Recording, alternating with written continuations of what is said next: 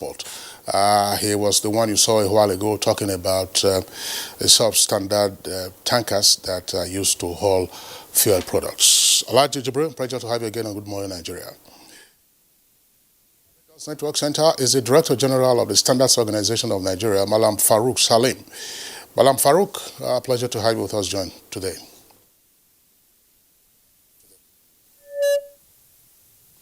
Thank you for having me. Good morning, Nigeria. And also joining us is Joshua Kayode Faniola. He's the Deputy Corps Marshal Operations Federal Road Safety Corps Zone 7, Abuja. You're welcome to Good Morning Nigeria. Thank you. It's a pleasure to have you join us. And still in our studio, we have Alhaji Yusuf Lawal Othman, President, National Association of Road Transport Workers Owners. You're welcome to Good Morning Nigeria. It's a pleasure to have you join us. All right, let's begin the conversation from our Lagos Network Center. Malam Farouk Saleh, Director General of SON. Happily, you have beside you there Alhaji Jibril Ibrahim.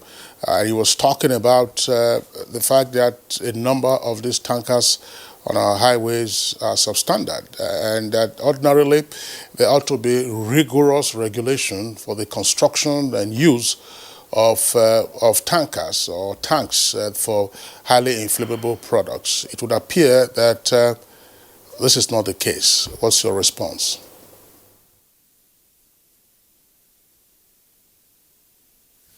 Well, my response to that is it's true that there is a lot of substandard activity going on in the transport sector.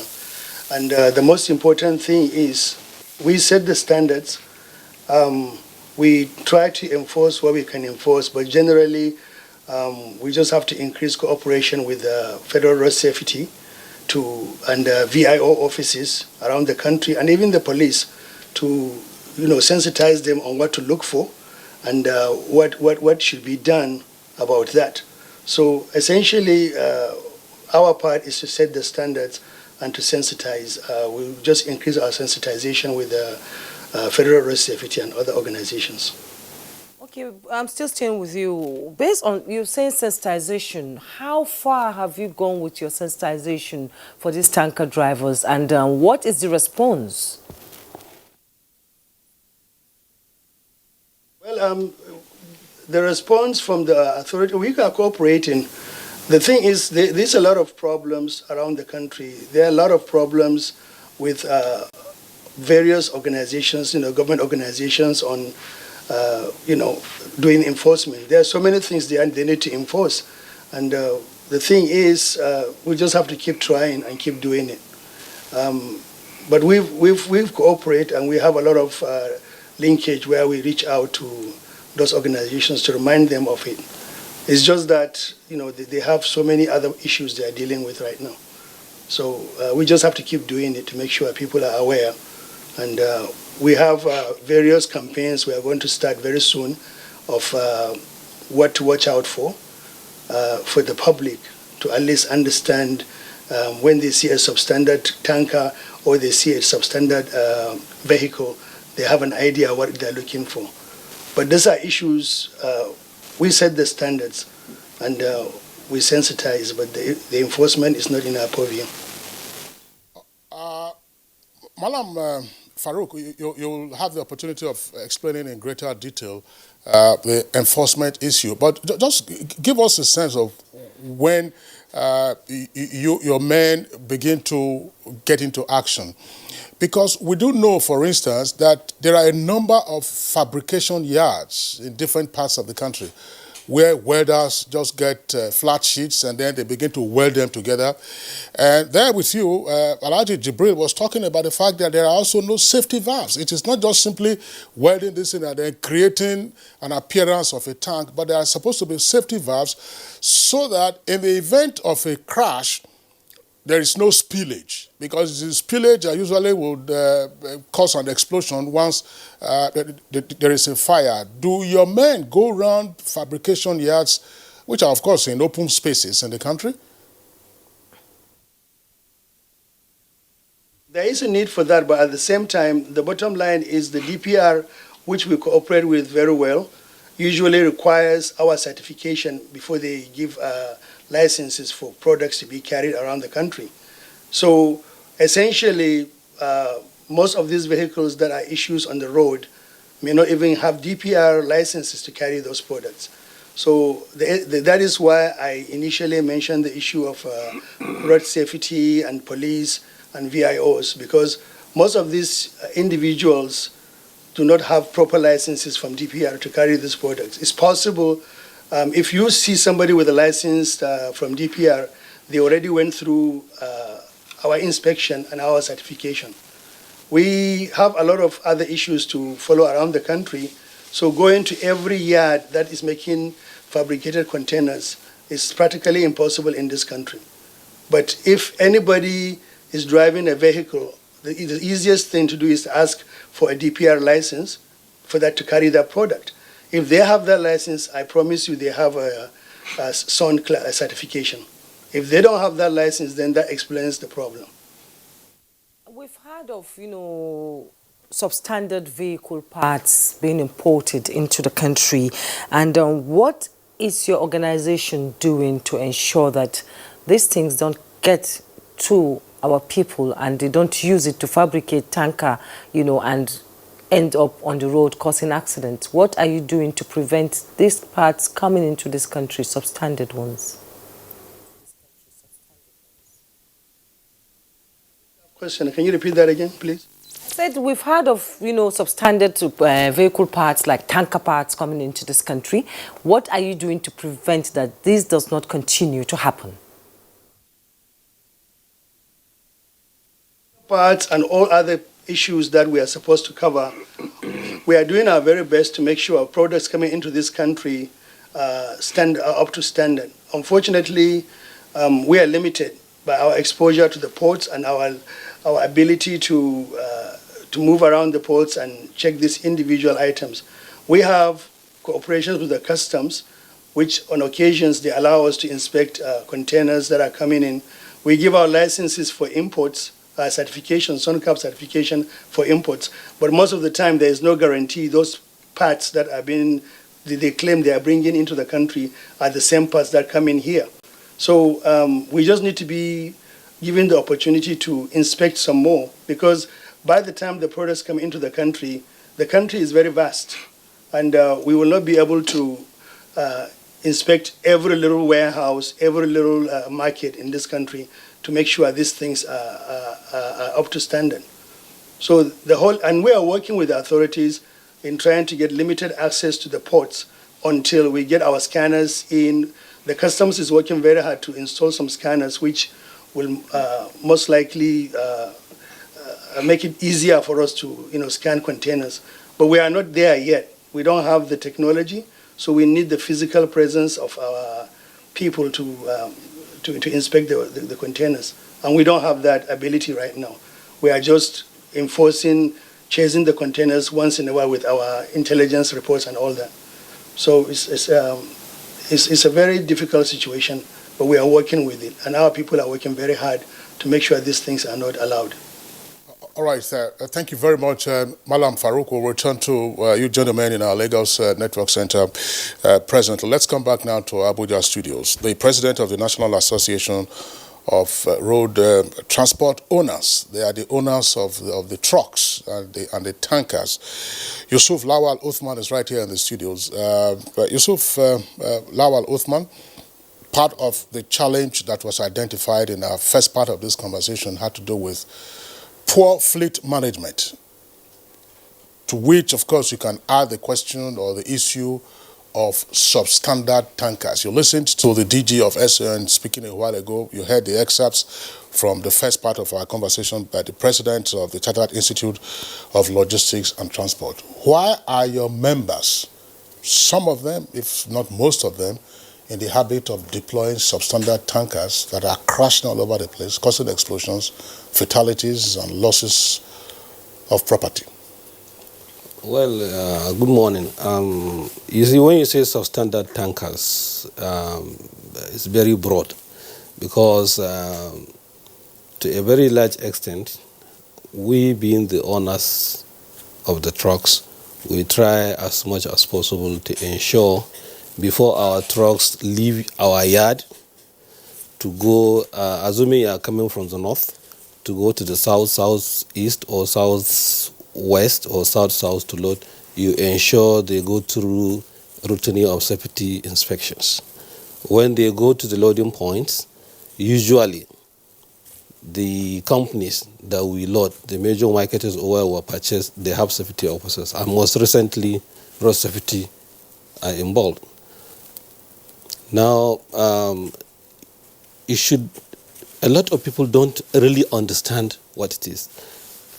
As a transporter, as an investor, you will naturally expect things to go well. You will not expect to put a lot of money to buy a truck, put driver on the line, put everybody on the line, and at the end of the day, you have fire or you have accident. Don't forget, petroleum product that we load on each vehicle is close to 9 to 10 million. As well, even if it is a very used vehicle, now if you fabricate it, it's close to 20 million. If you have a brand new vehicle, it's close to 50 million. Would you ordinarily just put 50 million on the road and just go and kill people? No. The issue is that things happen, but people don't know how they happen. I had a lot of people complaining about. Naturally, investors would like to, when you invest, you like to reap, but you would like to go through the routine of safety checks. Along the line, for example, I overheard the chairman of PTD in your last episode. He was telling you that when trucks load from Lagos, around the Otidela Bridge, especially in the evening, you find some area boys will come and climb the truck. When they climb the truck, they cut the connection. When they cut the connection, no air, no nothing. I'm not saying that there are no bad trucks or whatever, but most of the trucks that usually do bridging are serviceable trucks. So when they cut everything, what do you expect? There's no control. Most of these area boys probably do not do it with a view to create accident. But with a view, when they cut it, the truck will park on the road, the driver will come out and say, okay, you guys come and guard for me, let me fix it. But they didn't know that if it is caught, it goes. There's no control. However, just like you've said to the DG of SON, you find that transporters will buy spare parts, expecting that you've done well, but not knowing that it may not last the test of time. Probably all the brake parts and whatever you fix, by the time you come to the road, you will match brake is not there because of the traffic and whatever in the area. I am not saying that there are no issues. Usually in every situation there are issues, but to a very large extent, a transporter that has deployed a lot of money, and you are carrying highly inflammable product, you would expect that you go through the routine of checks, safety checks, before you release the driver from your yard, before you go to the loading point, after you've loaded. That is what we call journey management plan. In the company, most of the companies that are working, journey management plan, usually it will tell you before you release the truck from loading point, the areas you follow, the potholes and whatever. The driver will be informed. These are the situations on the road. There is traffic usually, just like I've told you, I will tell the drivers, be careful. Around the Otedela Bridge, there are area boys that will climb, so you should be careful. Go slow when you go there. And we have a lot of issues. Sometimes a lot of people don't know, they will just come and be making us. If I might come in. Yes, last week when we were discussing it, they said some trailer drivers stay in their accommodation. Tanker drivers, sorry, they stay in their accommodation, send their boys with a different head to the port to get the fuel. When they come, they change the head and put a head that is substandard, that is not, well managed. And sometimes it costs. This was said by the NEMA guest on the program last week. That is to say, to cut corners. No, let me tell you, I don't want to mix words with somebody, but I'm an operator, and I can be checked. If that happens before, it doesn't happen now. Before a truck loads now, in the current scheme of PEF, Petroleum Equalization Fund, each truck has its details in the system. If you load a vehicle with all the details, before they flash, that is to say, before they put in the aquila, they will go through the chassis number of the vehicle that loads. When you go to the receiving point, they will go through the chassis number of the vehicle. How would you change the head? I'm an operator. I don't want to mix words, but that is not possible. A vehicle that loads the same head that loads will be the same head that will receive the product at the receiving point. This is what is happening today. I don't know before, even before. I have been in this business from 2005 to date. I have not had this thing. Probably if it is a local transaction, probably within the environs of Lagos or Port Harcourt or wherever. But if it is bridging, the vehicle that lost would hold the same detail will be the same vehicle that will receive. Even if the vehicle has an accident breakdown, it is expected that you tow the head to the receiving point so that they will see the details of the vehicle that lost. That is not possible. I am not saying that drivers, some of them do not stay wherever and send their boat, but even those drivers that do that, some major marketers that we work for, the companies, they will ensure before a driver lost will be properly kitted with his identity card as a driver. So how would a motorboy do that? Let's clarify this, because there is a distinction, we understand, between those who haul fuel for major marketers and then those who also haul fuel for the non-major marketers. That the trucks or the tankers used for major marketers and their drivers follow the requisite protocols, such as you are saying now. The PTD, that's the Petroleum Tanker Drivers official who was with us on the program last week, also indicated that. So we are saying that there are these incidents occurring on our roads. Between January and June in 2020, that was last year, there were 200 crashes involving fuel tankers. And indeed, while the program was going on last week, at about after 8, in Abeokuta, the capital of Ogun State, there was another incident involving a fuel tanker that lost its brakes. We will come to one example that was cited about brakes and drivers and owners. So, does your association cover both those who supply major marketers and non-major marketers? And therefore, what standards are we talking about? See, our association covers all the trucks carrying petroleum products across the country, as well as those that are carrying the dry cargo. You understand? What is dry cargo? Dry cargo, I mean, goods that carry maize and so many other things, and some that carry containers, It's unfortunate I've had that incident, but you see, a lot of people should understand, like I said, you see, a truck that is properly kitted with all the routine of safety kits, if it falls down now, you will find that a lot of people within the environs will surround it. Some will even force that safety valve open. Some will bucket to scoop. In the course of scooping, if it is petrol to catch fire because of this, and there's nothing anybody can do. Very soon, I'm glad you've spoken about the safety valves, and we have been working with the co-marshal of the Federal Safety Commission, has been very cooperative, very helpful in that regard.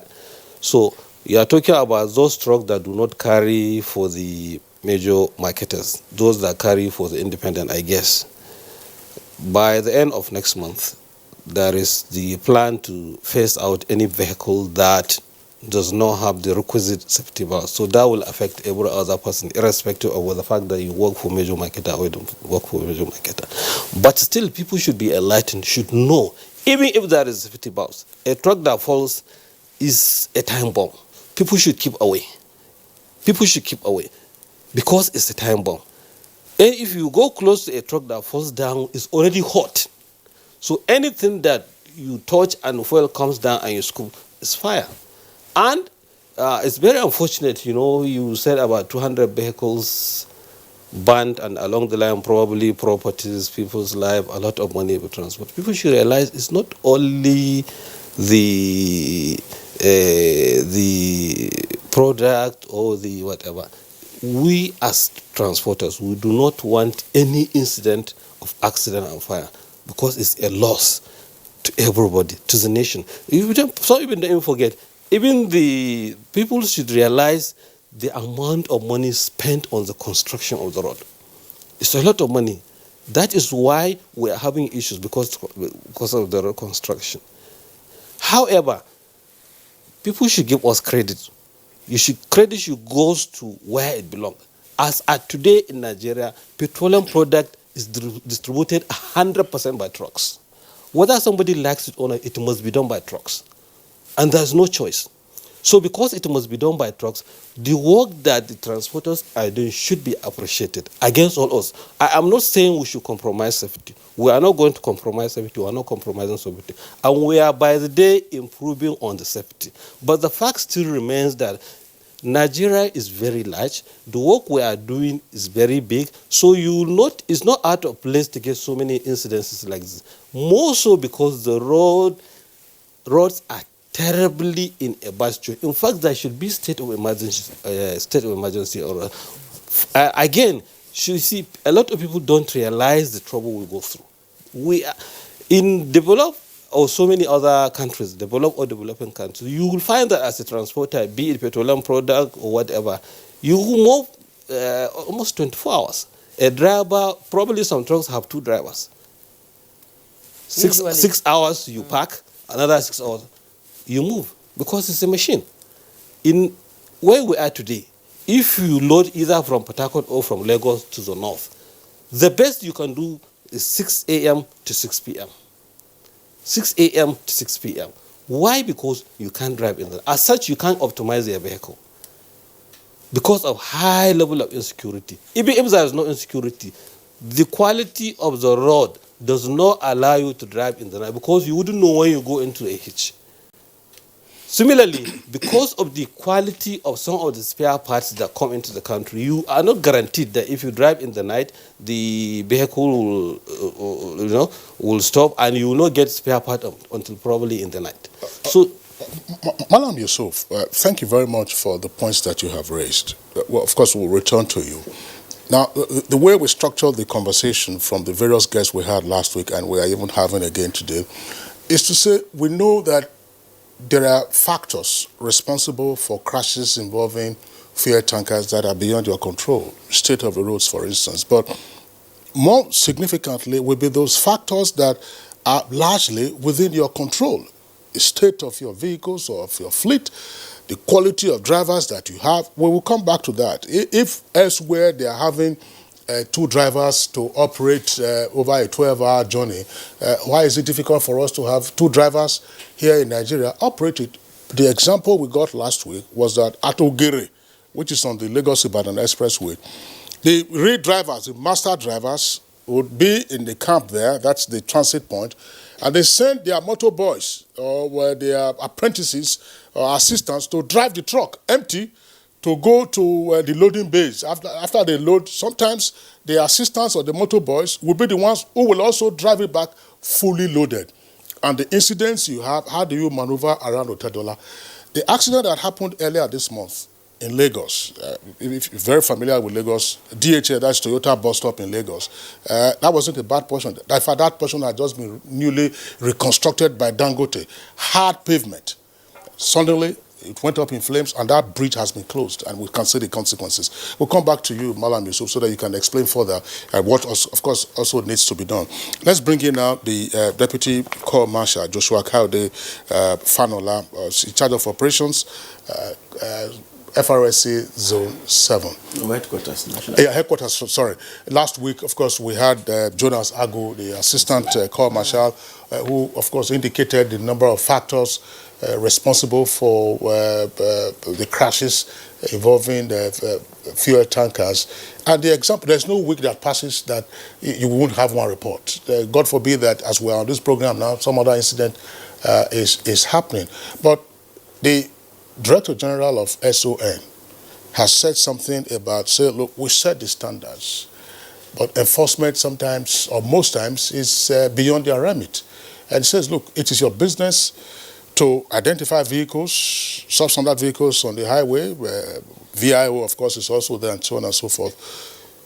Why does it appear that we're unable to apprehend these substandard vehicles? Because sometimes you can see, I'll give you an example. A few years ago when we also talked about fuel tanker fires in Nigeria, in Lagos, there was a visual that we had. There was a motorboy. The tanker was leaking under the underpass at Maryland. The fuel tanker was leaking, and the motorboy was trying to use a rag to staunch the flow of fuel that was leaking. And you have such incidents, in different parts of the country. The head, you can see the head of the tanker. Of course, is obviously too small or too light to convey the cargo that it is taking along. Why is enforcement a challenge for the FRSC, assuming it is so? Okay, thank you very much for having us, and thank you for the question. Yes, enforcement is a major issue because, like my colleague said, whether we like it or not, the situation we find ourselves in Nigeria today is that petroleum products have to be moved on the road, and this is a major challenge in itself.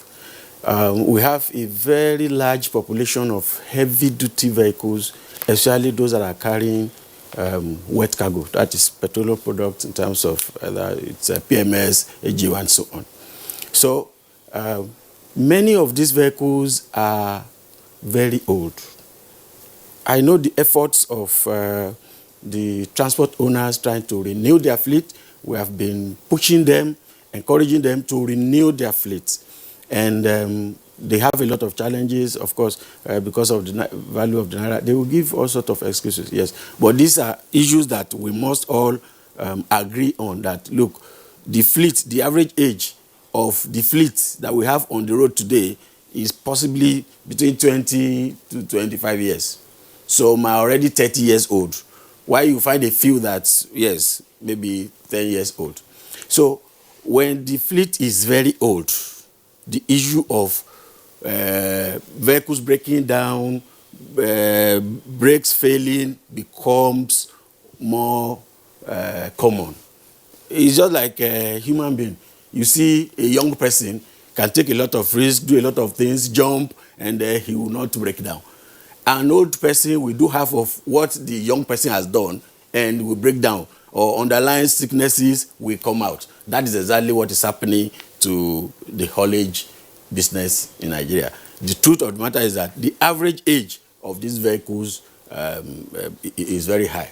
So we are trying to make the best out of a bad situation.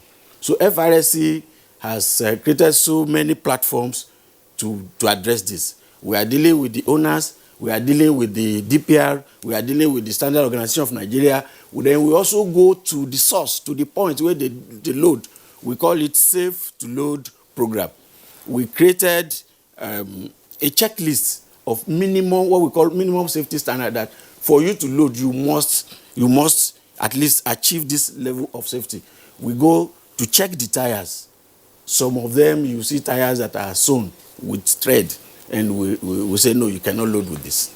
They have to do. Some of the vehicles will not even have spare tire.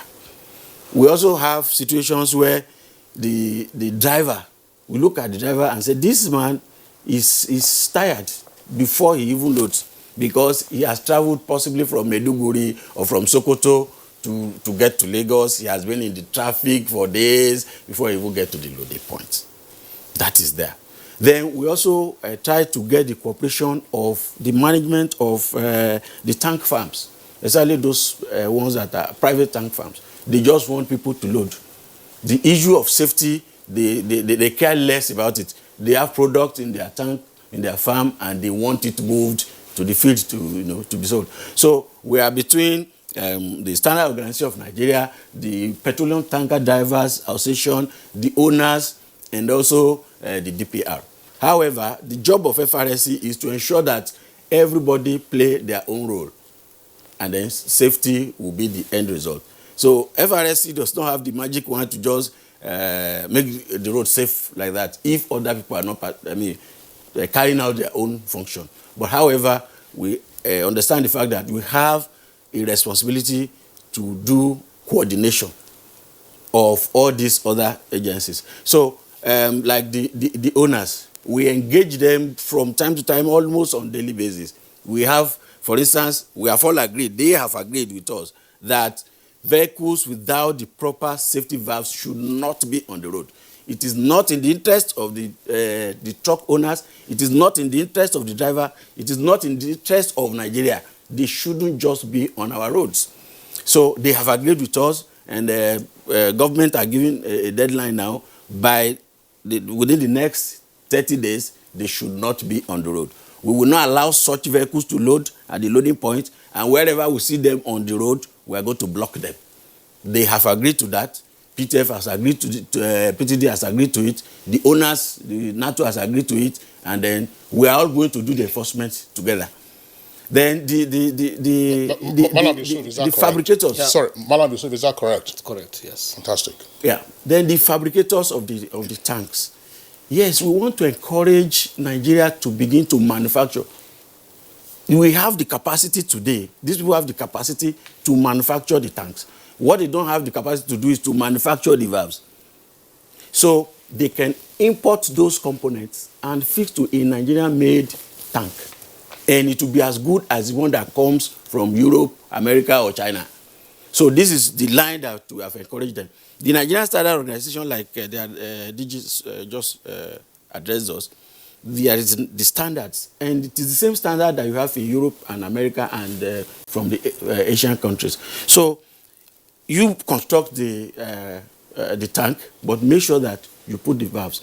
And now we are working with the Tanker Builders Association that please let it not be that any of your member will agree to manufacture tank for anybody, for any customer who says he doesn't want the valve. If he doesn't want the valves to be there, please don't do it. The new tanks must come out with all the safety valves as part of a complete tank. So gradually, like I said, those ones that don't have those valves, they are very old. However, we know that they don't go to the tank farms to go and load. You will see a vehicle that met all the standards. You will use it to do the loading. And then, like he said, on the highway, you may not see those ones. But they go, those ones that they wanted to distribute within a particular locality, they will now go and distribute to those old, rickety tanks or tankers. So we are conscious of that, and we know where they stop. We know, so we are trailing them to those places. Then federal government has given an order now on Ogre particularly, because it's a notorious place for all these activities, where some drivers stop to sell part of the product they are carrying, and then where they also do this sort of illegal changing of head and transloading and things like that. They are happening. We are not denying the fact they happen. They happen. We are tracing them to the source, and we are dealing with it. They happen. But what he said is also correct. Yeah. You won't see that rickety head carrying 45 or 60,000 liters from Lagos going to Zaria or going to Jigawa. No, they use it to do the local ones. So we know where they are. And local and regional. Yes, we are dealing with but that. They are their members. They are their members. So I don't want him to deny the fact that they exist. Because if we deny it, then we will not be able to deal with it. They exist, they are there. That's the truth. The box stops on your table. Apart from the vehicles, maintenance of the vehicles, you made a statement, a very critical one, that you said some of these drivers drive long distance to Lagos. When they get to Lagos, they stay in hold-ups before they finally get to the port where they have to get the fuel. Have you ever wondered or said to yourself that you need to check the health of these workers? If they are tired, are they allowed to go back on the road? Okay. I believe the box stops on your table. There should be health checks for these drivers. There is. It's part of the Safe to Load program. Okay. And at the tank farms, they have basic facilities there. We even try, please, just the basic things. Do, for instance, blood pressure check. You find that some of the drivers don't even know that they are hypertensive.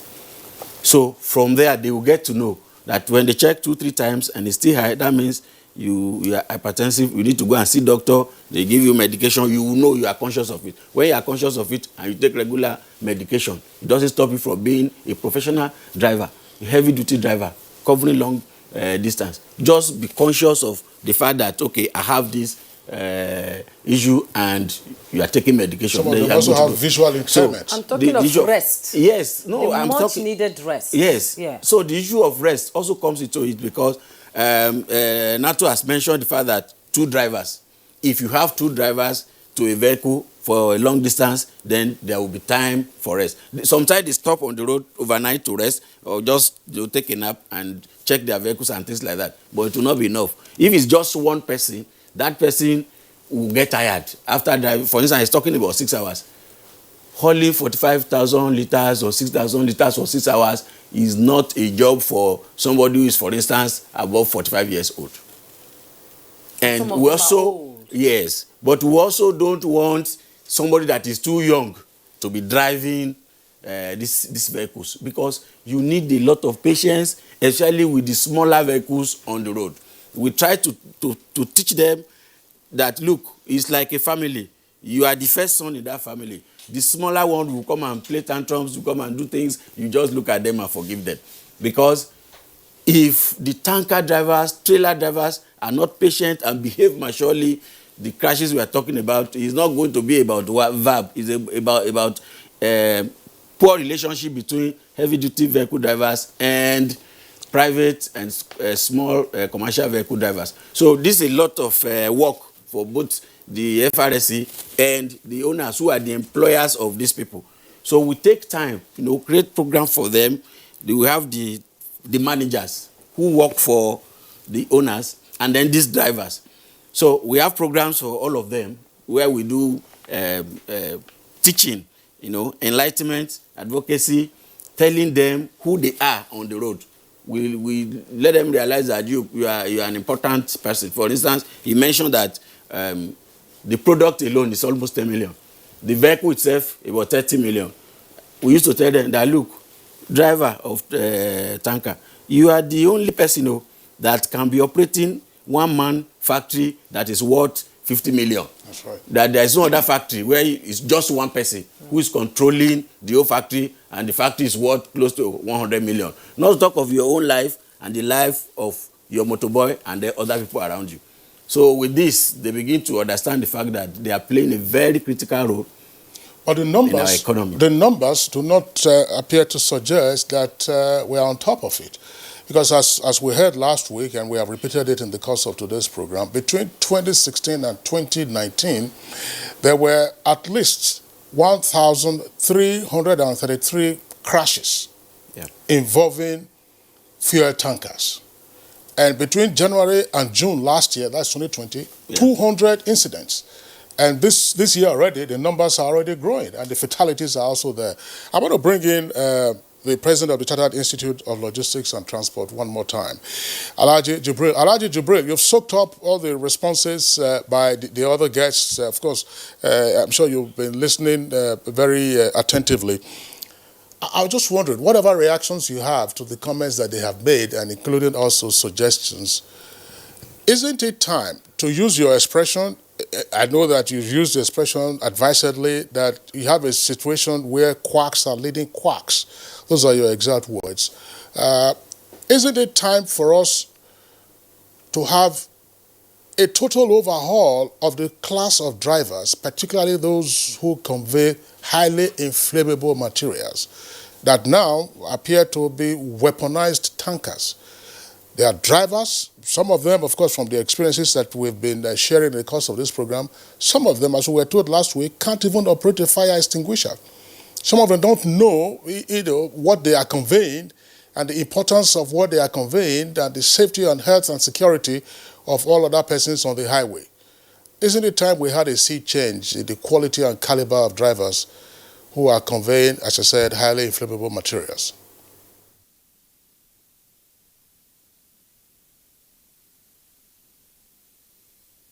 And, last time I said I will refrain from saying quacks are managing quacks, but that is obvious.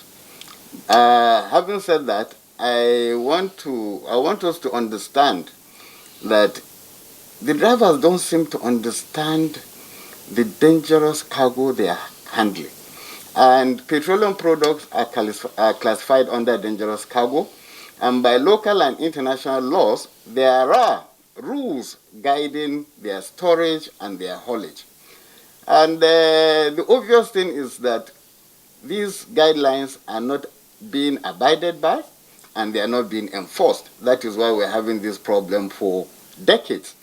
And like you rightly said, the numbers are growing in spite of the fact that everybody comes to defend his position.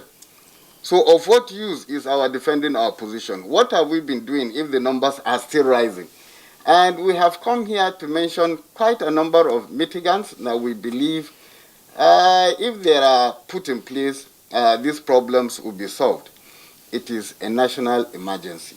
And I believe the government must step in, like I said the last time, so that we can strategically coordinate ameliorating these problems so that we will have a saner society to operate within. Right now, petroleum products in Nigeria, like the chairman of the tanker owner said, or truck owners association said, it can only be transported by road. Obviously, it is one directional, unidirectional. That means you can only move these products from Lagos to other parts of the country, or at least one or two places in the south to other parts of the country. Now, the problem would be multiplied as soon as the Dangote refinery comes into operation and the Lekki Free Zone also comes into operation next year in Lekki. And we expect they will come into operation next year. So if these problems are not tackled right now, they will continue to multiply.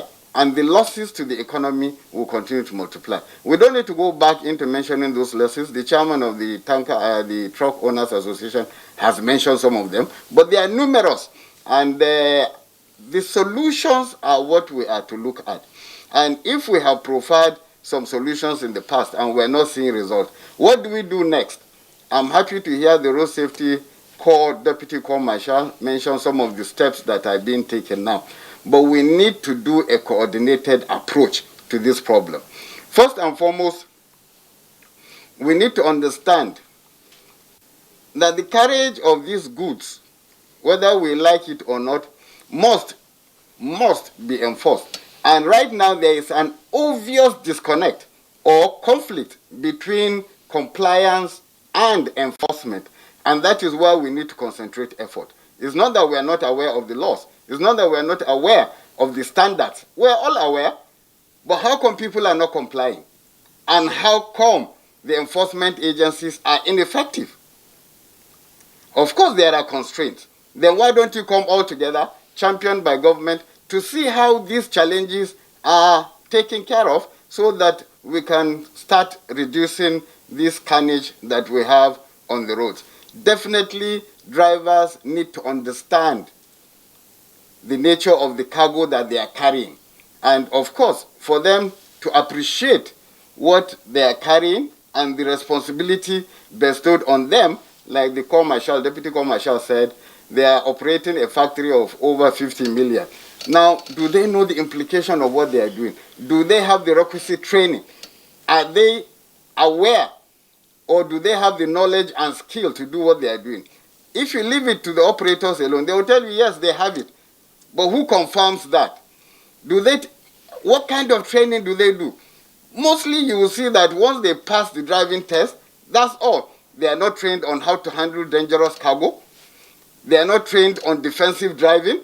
There are other skills that they need to acquire in order for them to understand the enormity of the problem that is before them. Of course, we are seeing all these carnages because things are happening and there are no consequences. Obviously, we need to instill consequences for our actions or inactions.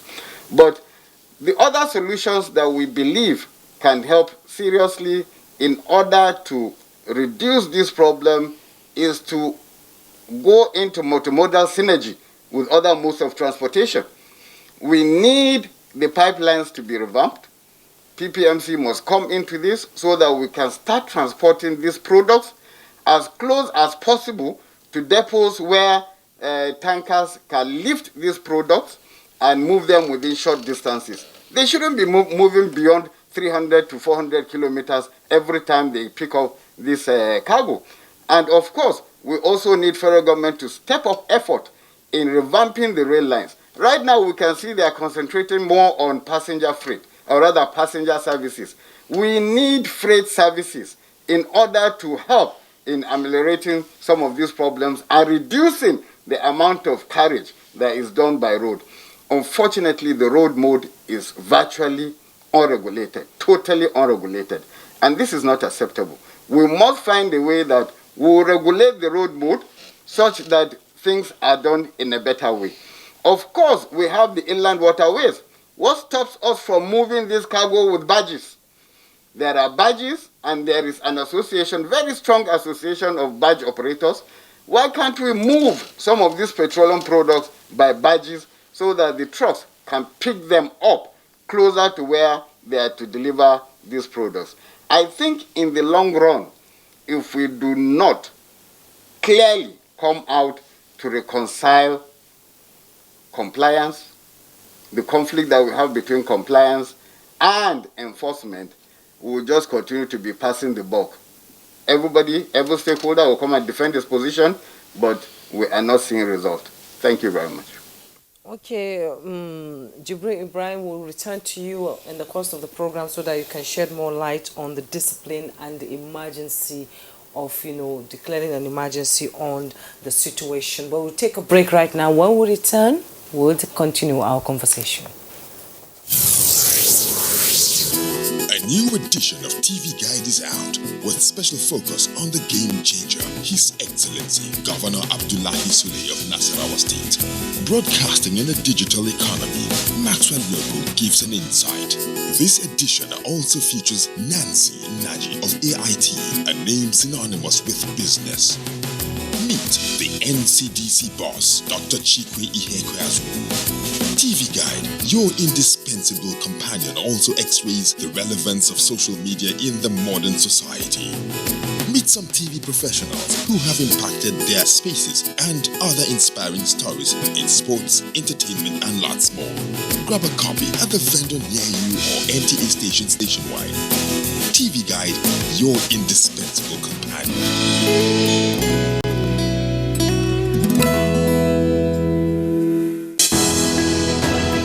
Dialogue, empathy, love, and unity.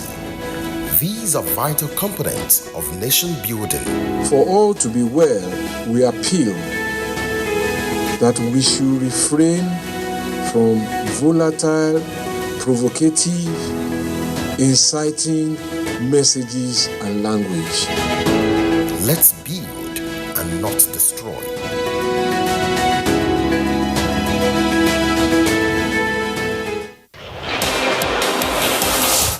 Their first win in the Premier League, Sheffield United travelled to the Etihad Stadium to take on second place Manchester City.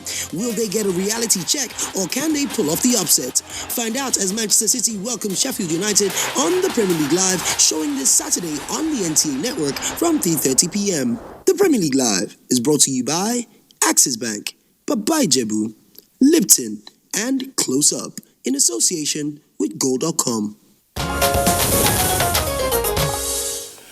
All right, you're welcome back. You're still watching Good Morning Nigeria, reaching you live on the network service of the NTA. Just before we return to our guests, Juma, we have a number of tweets that have come in. Let's take those tweets very quickly. Dele Jack Solomon, why Nigerians mourn the victims of these incessant crashes involving tankers? We know that it might not be the last if efforts are not made to get good drivers and vehicles for fuel distribution business. It's time we found ways of ensuring that tankers are driven by drivers who have more responsibility. Yes, and Suleiman Babagana tweets, reviving of facilities in other ports in the country aimed at decongesting Lagos port, thereby making them able to receive refined petroleum products. It's also a step in the right direction, as it will reduce vehicular concentration in Lagos axis and improve safety. Mike Ayakwa says frequent fuel tanker crashes across the country are one disaster too many, and that calls, of course, for aggressive action by regulatory authorities to put a stop to it. All our extant laws must be in full course, no matter the level of accomplices in the society.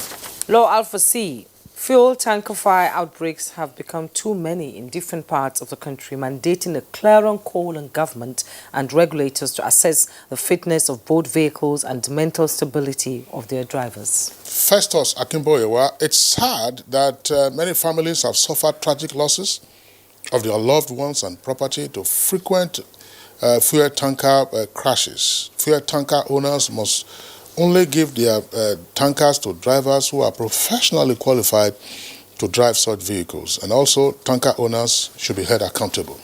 And Leo Fadaka, avoidable fuel tanker fires resulting from rickety, old, less maintained and non-road-worthy vehicles driven by carefree drivers has become worrisome. Most roads have become non-vehicle worthy and need urgent repairs, while railway network must be improved.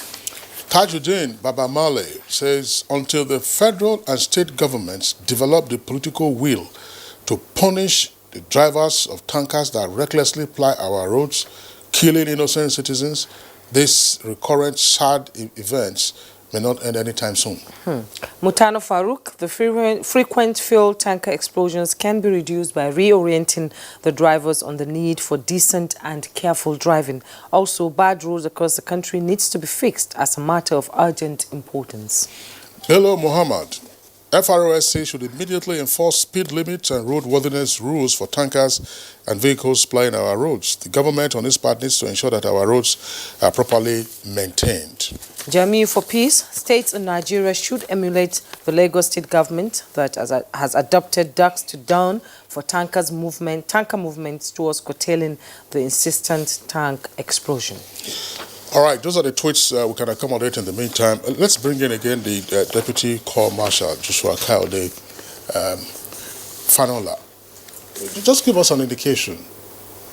What happens after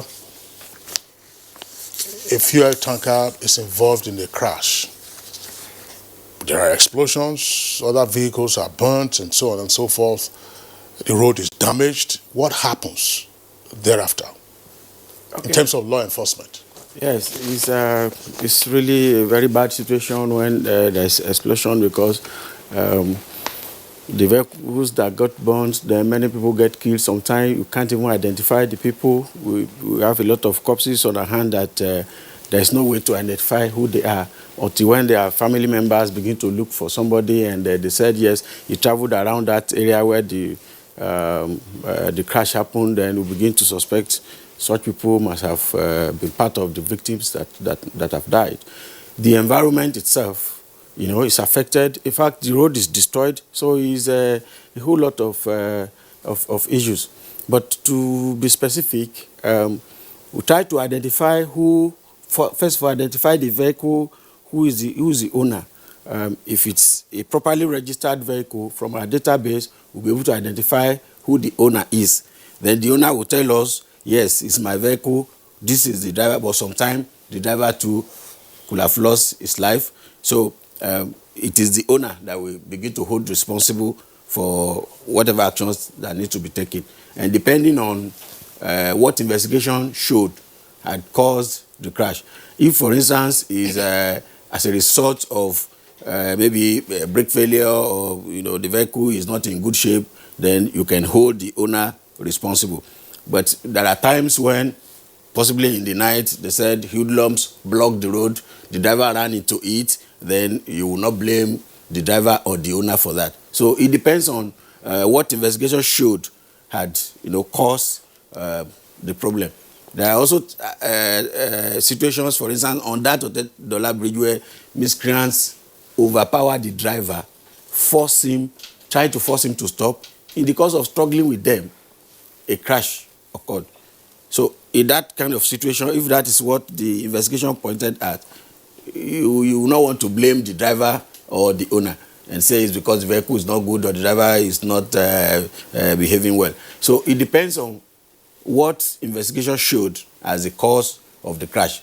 Then we can begin to talk. But from the side of the driver, where we found that the driver is responsible either out of recklessness for a crash and damage has been caused, we have developed a process of prosecuting the driver to pay compensation either to somebody whose property has been damaged if he smashed other smaller vehicles, or where injury has been caused to a fellow Nigerian who wants that driver or his principal to be responsible to compensate that person who has been injured. But like I said, it is better to be prevented then to happen, and we begin to say somebody is at fault, should come and pay compensation, because sometimes the driver is burnt, his motorboy is burnt, many people are burnt, we can't even identify the people, and then some vehicles are burnt that we can't even identify them because the number plate, for instance, that we're supposed to use to find out is aluminum product. So under intensive heat, it will dissolve. You can't even see the number plate. Sometimes we have to go to the chassis to look at the chassis of the vehicle, which is the chassis number, we'll be able to use it to identify the vehicle from our database. When there is serious fire, at the end of the day, you can't even identify any number any longer from the chassis of the vehicle. So identity becomes a major issue. When you say somebody is held responsible, well, as you very well know, there are criminal and civil liabilities arising from all of this. Yeah. Under the Federal Highways Act, if you damage a road, a federal road, you are supposed to put it back into a motorable state. Yeah. But you just see, when these things happen, they clear the carcass and everybody goes home. They smash lights, smash median, aluminum railings, and everybody goes home. So when you say you hold somebody responsible, do you, well, I don't know, we didn't ask you to come with that, but do you have data, for instance, in terms of prosecutions to say, yes, in cases where a driver was preliminarily found to have been liable for the accident, for the incident that occurred, so and so many drivers have been prosecuted, and a couple of them, are cooling off now in a correctional center? Yeah, we have the data. We have a lot of cases like that. One, we have, for instance, especially passenger vehicles. If the driver causes an accident and people get injured, he's going to we prosecute the driver, and then he's made to pay for. That's if he survives the accident. Of course, if he survives, yes, that's the number one condition. I've said that if he survives, So it's the same way with damage to public presence. We call it damage to public presence. Maybe where you hit electric pole or you destroy the railings of a bridge. As it is now, the Federal Minister of Works is so very emphatic on that. They said, road safety, bring the driver. We want you to identify and bring forward who was the driver or the owner of that vehicle. The Federal Ministry of Works is so emphatic about it now. They insist that such people should be prosecuted, and they are going to pay for the replacement of the damaged public property. We keep hearing about touts on the Otedola Bridge. We know it is, it's a crime to do what they do. But are they above the law? Are they above the law that they nobody is above the law? Shouldn't there be security men on that axis to prevent this from happening? Are they above the law? Well, I think that goes a little bit out of the scope of... it doesn't, because they are causing a problem that at the end of the day, people die, properties are lost and all that. Should there be a law to prevent them from doing that? Well, it's not within your power, yeah, but I tell you, virtually there is nothing wrong that somebody can do in Nigeria that would not be one law or the other somewhere to deal with that person.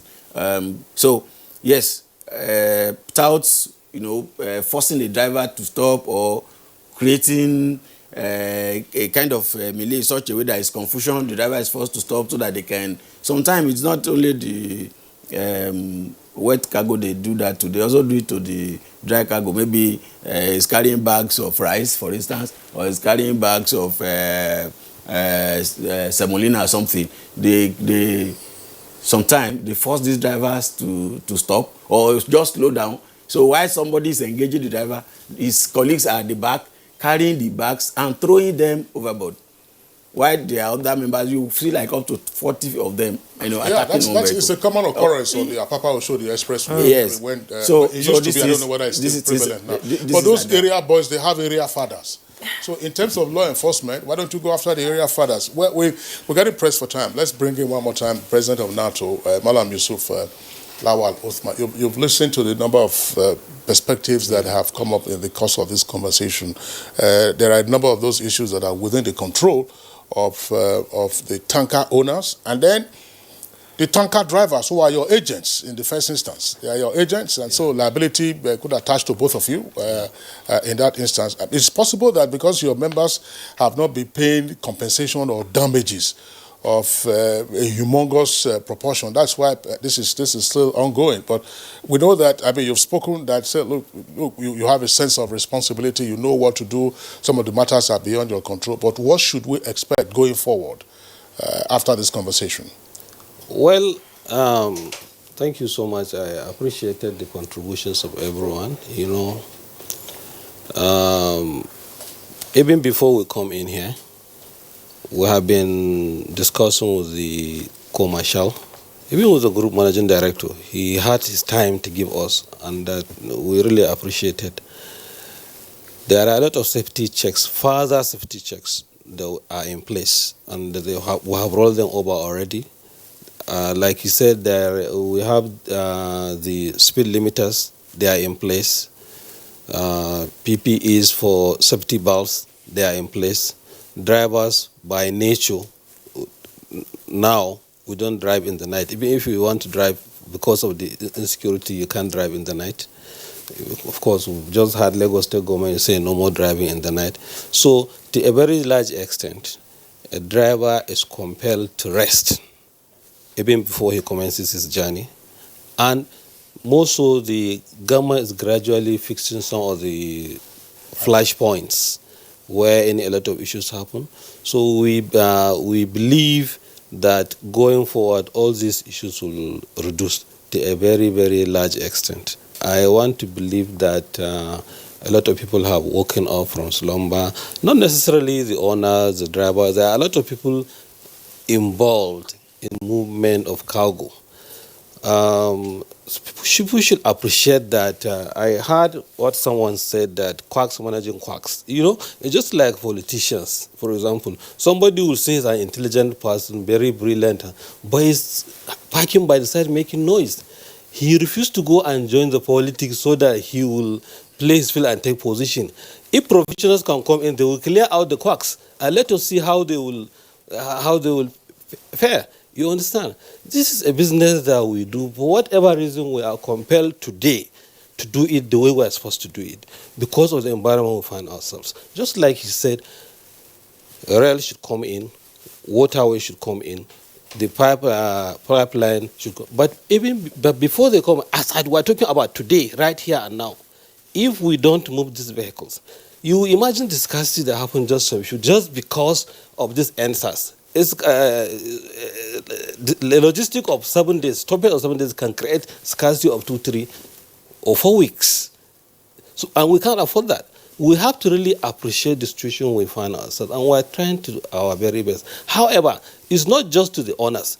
Government should look at what is happening and coming.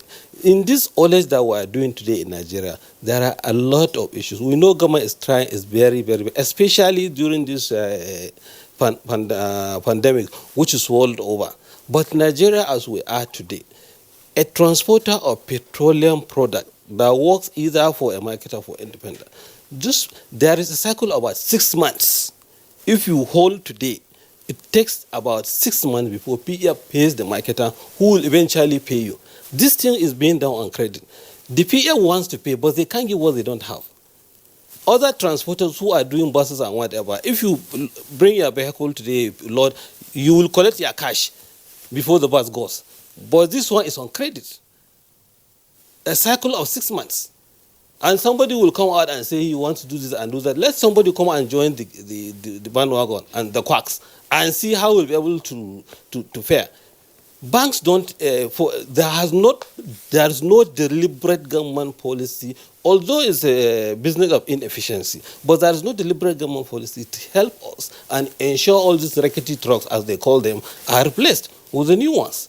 Even the government intervention of the 10 billion, the so-called 10 billion, we have not received 1 naira as owners of business. The aviation people have gotten the intervention for the COVID. So many health sector have gotten. We that are doing, and if today we stop, within a day or two, people will start complaining, no fuel, no fuel. They don't know how we go through. If we load a vehicle, for example, today, if you load a vehicle from Lagos, you are going to Abuja, between Ogere and Ibadan, you cannot move from 5 a.m., 6 a.m., 7 a.m. Yeah, that is hijack. Between Oyo, and Abekuta. You cannot move in the evening. There is hijack. Between Zaria and Kwanat Angora, you cannot move because there is hijack. So people don't know the trouble we go through. They will hijack your vehicle, go and transload, leave the vehicle on the road. So there is need for a general overhaul of the activities we are doing. First, the government should appreciate, we appreciate the government, especially the group managing director. Now, they are doing their very, very, very best. The PEF person, they want to pay, but he cannot give what he does not have. You understand? What is the problem with the funding of the PEF? I mean, the Petroleum Equalization Fund, as it is called, was established by decree in 1973 to facilitate the bridging of petroleum products from the southern parts, that's also the ports, to the hinterland. So what is the challenge with them paying you and you're having this half-yearly cycle before you are paid? Why? See, usually the PEF pays the marketers, either the major marketers or independent. We transport for the marketers. But at the end of the day, the marketers are not reimbursed for them even to pay us. So you'll find that there is a gap. And that cycle is 6 months. So and all this money that since July up initial, before you even import the petroleum product, you will pay a bridging allowance. But for whatever reason, I don't know, government knows better, and I know they are trying their very best. But the truth of the matter is that the PEF is not reimbursed for it to also reimburse the transporter. So there is a gap. Usually, you will not expect perfection if you are squeezed up. If you are squeezed, they say better so money may come. If there is no money, you do not expect. Assuming we are doing other people that say cash and carry. If it is cash and carry, you can tell me that your truck cannot go because you have not done the right thing. But in a situation where you are operating on credit, we are not trying to compromise safety. Let me say it. Safety is no compromise. I will not compromise. And we are ensuring, by grace of God, that in the coming few weeks, by coming week, we are going to do our AGM. We are going to sensitize our members further on this thing. It's really very, very, very painful. But we call on professionals who feel they have what it takes to come in and join. Let them go and get some millions and come in and put in the system. Investment, like we said, is a function of income and probably rate of return. If you invest 15 million and you probably expect that you reap immediately, a lot of people will come and join. The truth of the matter is that the pipelines are being repaired, as I heard, and of course, like someone said, the Dangote refinery was. But the fact still remains that this petroleum product, whatever, will have to be moved by trucks. Even if all the 21 depots in the country are linked up, from those depots to the burial stations, they will still be hauled by the trucks. The distance will be less. Yes, the distance, absolutely, the distance will be less, and we appreciate. And more so, there will be reduced truck operation, and there will be more cycle.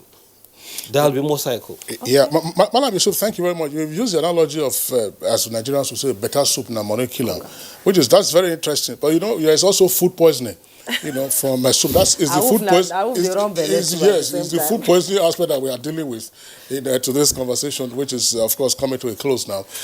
Let's get the closing thoughts of the Director General of Standards Organization of Nigeria, Malam Farouk Salem. Malam Farouk Salem, of course, you listened to all the comments earlier on. Of course, you had your opening salvo. Just let's get your closing thoughts and what can we expect in terms of more interface between the SON and NATO, with specific reference to either the construction or deployment or patronage of quality spares for their trucks. Well, essentially, with the quality parts and all that stuff, the most important thing is to continue what we are doing by making sure goods coming into the country are inspected by us and certified by us. But another thing that I didn't mention earlier on was the fact that the NMPC had a committee where we are part of, which agreed to decrease the amount of haulage for the oil. So they decreased the size of the tankers, and some of the old big tankers are going to be phased out of the system.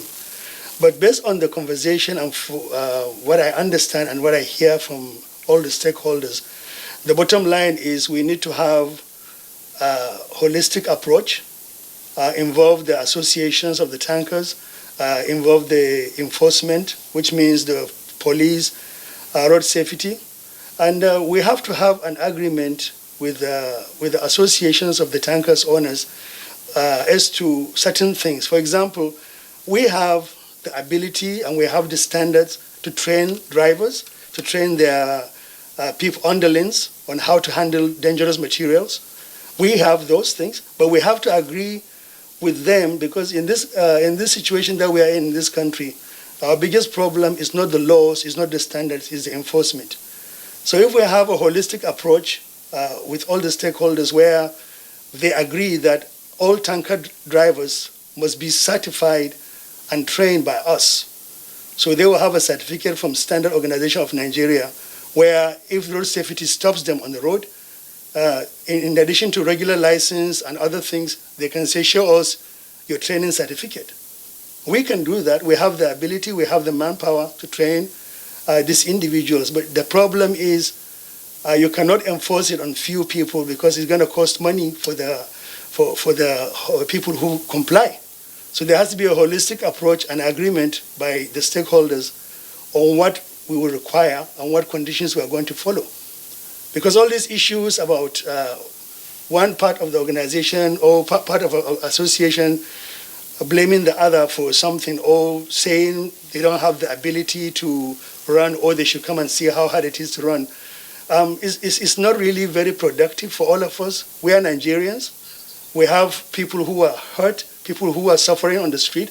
We have our roads that are not even that much available, but now we are damaging them every day with tanker fires.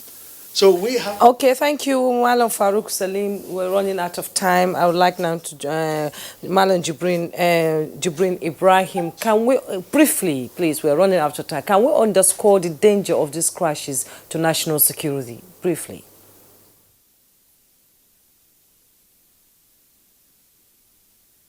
Yes, Malam Jibrin Ibrahim, I would like to ask you this question briefly. We're running out of time. Can we underscore the danger of these crashes to national security?